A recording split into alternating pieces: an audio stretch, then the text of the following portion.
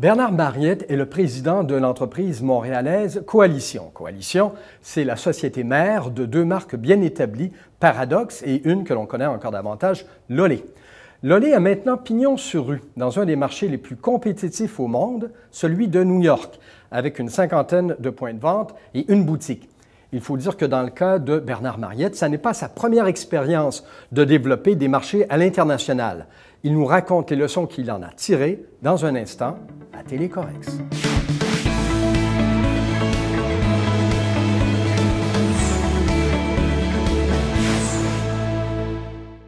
Eh bien, bonjour, M. Mariette. Bonjour. Et merci d'être venu à cette série, Télécorex. On va parler de Lolé, Paradox, les marques bien connues dans un instant. Mais avant, on va faire un détour pour parler de votre parcours d'entrepreneur. C'est un peu une deuxième carrière dans ce domaine de la mode parce que vous étiez avant dans un autre secteur. Et vous avez développé, d'autres auraient pris leur retraite définitivement, ce qui n'a pas été votre cas. Non, ce n'est pas vraiment une deuxième carrière parce que c'est dans la continuité de ce que j'ai fait avant, dans la continuité de la passion que j'ai, c'est-à-dire le sport, les vêtements et puis un développement international de marques. Mais vous aviez monté une de ces marques très, très haut. Certains, des fois, auraient dit « Moi, j'ai donné, j'arrête, je vais mentir », ce qui n'est pas votre cas. Oui, donc avant, je travaillais pour Quicksilver. J'étais le président de Quicksilver et d'une marque qui était confidentielle, qui s'adressait à quelques surfeurs. On en avait fait une marque internationale qui, d'un chiffre d'affaires de 20 millions, était montée à 2,5 milliards. Vous aviez quel âge quand vous avez arrêté? J'avais, en 2008, donc j'avais 46 ans. Et vous avez arrêté à un moment donné, vous vous laissez aller, et là, il y a cette opportunité qui s'ouvre de prendre en main, de présider l'entreprise Coalition, qui a ces deux marques, Lolé et Paradox. Mais à ce moment-là, vous n'êtes pas encore au Québec, là, vous êtes à l'extérieur. Non, je suis en Californie du Sud, où les hivers sont un peu comme ce qu'on voit aujourd'hui. J'étais en Californie du Sud, donc l'idée c'était que je prenne un peu de recul sur les choses et que j'aide les entrepreneurs à développer leur business et leur marque. Sachant qu'en général, un entrepreneur, un des grands challenges qu'il a justement, c'est de passer à l'international. Et moi, c'est ce que j'ai fait, comme des États-Unis vers l'Europe, de l'Europe vers l'Europe, vers l'Amérique latine, un peu partout dans le monde. Donc je connais les challenges, j'ai fait les erreurs qu'il ne fallait pas faire. J'ai aussi les solutions et un peu de GPS pour aller aux bons endroits. Pour vous orienter comme il faut. Alors là, on va faire un bond continental. On arrive à Montréal. Il y a ces marques très connues, Lolé, pour ne parler que d'elle. Et là, vous allez la prendre sous votre chapeau. D'abord, Lolé, là, vous allez me permettre, parce qu'on connaît les termes en économie, mais définir une marque avec les termes, c'est pas toujours évident. Est-ce que c'est du sport? Est-ce que c'est lifestyle, mode de vie? Comment vous présenteriez Lolé? Ouais, je crois qu'en général, tout le monde aime bien mettre une étiquette sur une marque. Est-ce que c'est une marque de sport? Est-ce que c'est une marque de mode? Est-ce que c'est une marque de femme? Est-ce que c'est une marque d'homme? C'est les initiales de Live Out Loud Everyday. Ah oui? Lolé. Ouais. Donc c'est vraiment une marque. Moi, ma grande fierté, c'est quand les gens disent « Ah mais Lolé, ça fait des vêtements ?» Parce que beaucoup de gens pensent que Lolé, ça fait la promotion du yoga, ça crée des événements extraordinaires et uniques, que Lolé, ça permet de se recentrer sur soi-même tout en étant ouvert sur sa communauté. Mais en plus, on fait des vêtements de qualité, on fait des vêtements qui permettent, qui sont dans la philosophie que j'ai, mais que l'entreprise a dans son DNA, c'est-à-dire on croit que le gaspillage c'est catastrophique, on le croit vraiment, et que si on n'arrête pas de faire ce genre de choses, on court à la catastrophe. Et donc nos vêtements, au lieu d'être segmentés, c'est ce qu'on nous apprend quand on fait un MBA, il faut segmenter les marchés. Au lieu de les segmenter, on fait l'inverse, c'est-à-dire qu'on croit dans la valeur d'usage, on croit dans la versatilité des produits, et donc il vaut mieux payer un produit un peu plus cher, mais que vous utilisez beaucoup plus. Et nous allons maintenant entrer dans le vif du sujet parce qu'on veut savoir, entre autres, comment vous avez relancé à l'international. Vous aviez déjà cette première aventure. Et là, il y a la possibilité d'aborder le marché américain. Coalition, la maison mère de Paradox et de Lolé, c'est à Montréal. Mais là, vous convoitez le marché américain. Et vous allez avoir des points de vente à New York. Évidemment, le temple, le haut lieu de ce qu'on peut imaginer dans le commerce de vêtements. Comment ça s'est déroulé? Non, la première des choses, c'est il faut bien comprendre son marché. Et les gens pensent en marché géographique, moi je pense en consommateur. Et le consommateur Lolé, la consommatrice Lolé, c'est la même à Toronto, c'est la même à Vancouver, c'est la même à San Francisco, c'est la même à New York. C'est vraiment le même type d'attitude. Donc ce n'est pas une histoire de géographie, c'est une histoire de consommateur. Une fois qu'on a identifié ce genre de choses,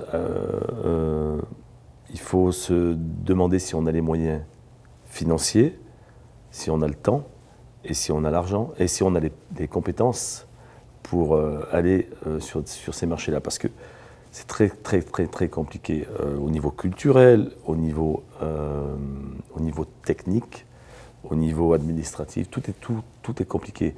Et si vous pensez que vous avez un budget de 100 et 1 an pour le faire, ben, prévoyez 200 et 2 ans, et ça sera juste encore. Vous avez eu de l'aide des partenaires, vous connaissiez déjà, là, c'était pas votre première expérience, mais on ne débarque pas là comme ça, là, tout seul, je présume en tout cas, en soi-même, en disant je vais tout régler, je peux me débrouiller par moi-même.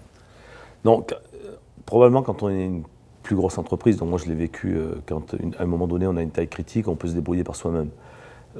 Quand on est petit, comme c'était le cas il y a 6 ans chez Lolé, on a besoin de s'entourer de gens qui savent faire les choses, qui nous aident et dont la mission est d'aider les gens à devenir des exportateurs. Par exemple? Ben vous avez tout. Au Canada, vous avez EDC, vous avez IQ, Investissement Québec, et beaucoup d'autres qui aident à... Et qui ont pu vous accompagner. Ceci dit, entrer à New York, c'est pas évident. C'est un marché féroce et concurrent.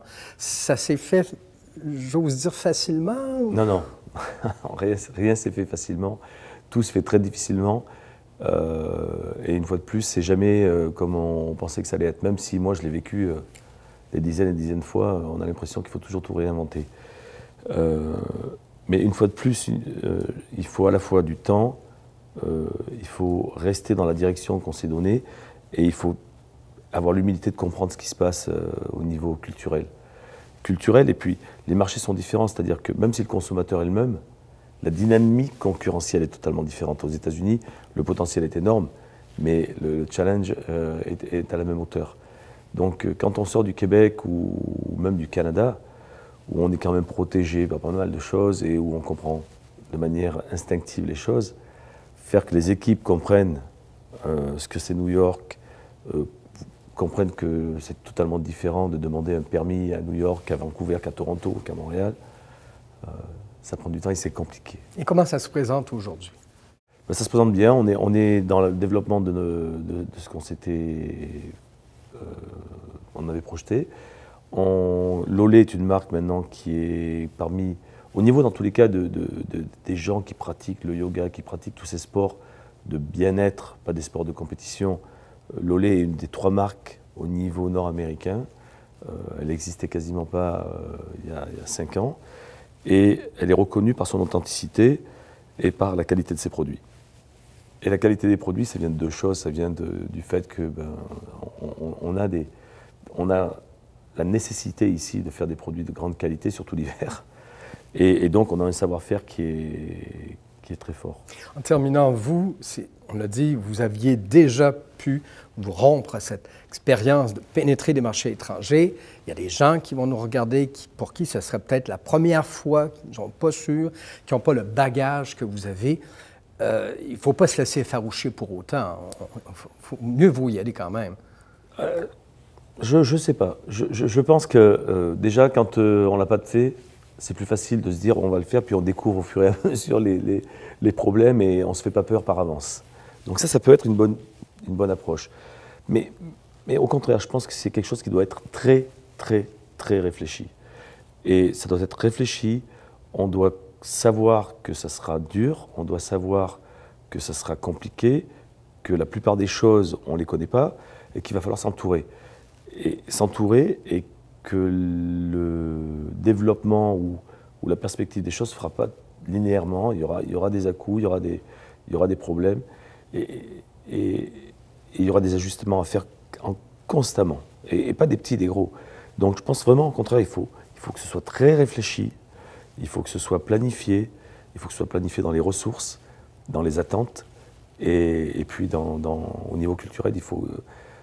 moi, j'ai rencontré énormément de Québécois, ici, c'est un pays de cocagne, et je pense qu'on a la chance d'avoir un marché extraordinaire à côté, le plus grand marché du monde, probablement, à côté de chez nous. C'est pas parce qu'il est à côté qu'il est facile, c'est pas parce qu'il est à côté qu'on est voisins qu'on se comprend toujours, et donc il faut s'entourer de gens qui nous aident. Eh bien, Bernard Mariette, bonne chance pour la suite des choses et merci beaucoup pour ce témoignage. Merci.